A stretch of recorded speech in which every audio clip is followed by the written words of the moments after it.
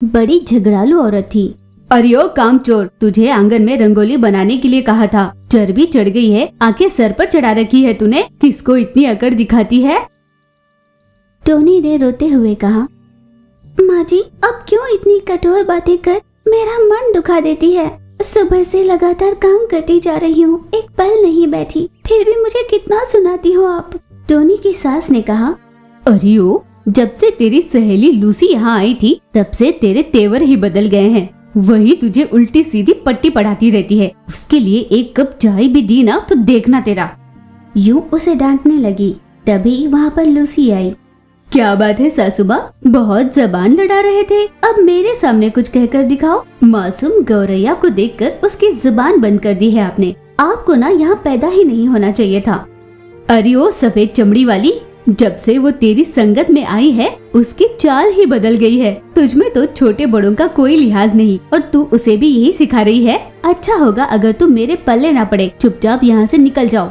उन दोनों की बहस चल ही रही थी कि टोनी अचानक चकरा कर गिर गई।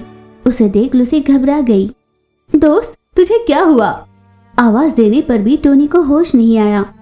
लूसी घबराकर तुरंत वहाँ से उड़कर डॉक्टर चील के पास गई, पर डॉक्टर वहाँ पर मौजूद नहीं थे।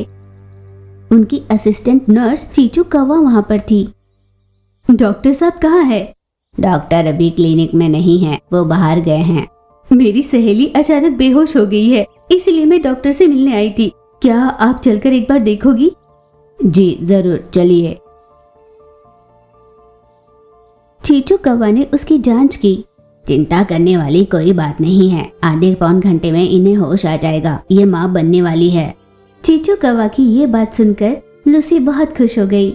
ये तो आपने बहुत अच्छी खबर सुनाई। वैसे वो बहुत समय से अकेलापन झेल रही है। उसका इस दुनिया में कोई नहीं, कम से कम उसका बच्चा आएगा तो उसका दर्द थोड़ा कम हो जाएगा।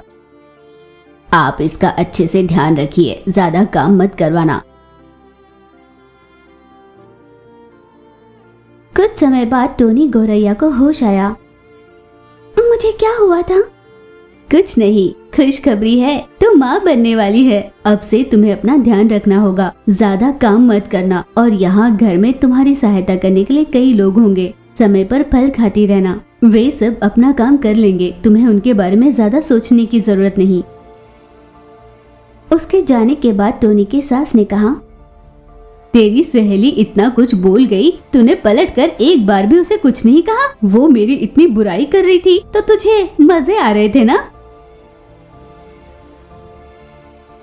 डॉक्टर के कहने पर भी टोनी की सास उससे सारे मुश्किल काम करवाती थी। वो पेट से थी ये जानकर भी उस पर थोड़ी भी दया नहीं करती थी। टोनी हर रोज रोती थी। उसका पति कब वापस लौटेगा और उसकी जिंदगी में खुशियाँ कब आएंगी, इसी का इंतजार किया करती थी। दिन बीतते चले गए पर उसका पति वापस नहीं आया। सास की प्रताड़ना दिन ब दिन बढ़ती जा रही थी। एक दिन कमजोरी के चलते टोनी आराम कर रही थी, तभी उसकी ननंद छोटू तोता वहाँ पर आई। अपनी बेटी को वहाँ पर आय हाय, मेरी रानी बिटिया आ गई तू। रास्ते में तुझे कोई तकलीफ तो नहीं हुई ना? नहीं माँ, कोई तकलीफ नहीं। वैसे पापा, भैया और भाभी कहाँ पर है? तुम्हारे पापा और भैया तो काम से बाहर गए हैं और तुम्हारी भाभी महारानी की तरह सो रही है। माँ, क्यों तुम हमेशा भाभी को ऐसे डांटती हो? वैसे कोई खास वजह है? हाँ वजह तो है, जा सो रही है ना, उसे ही पूछ ले। वो खुशी खुशी भीतर गई। भाभी, भाभी।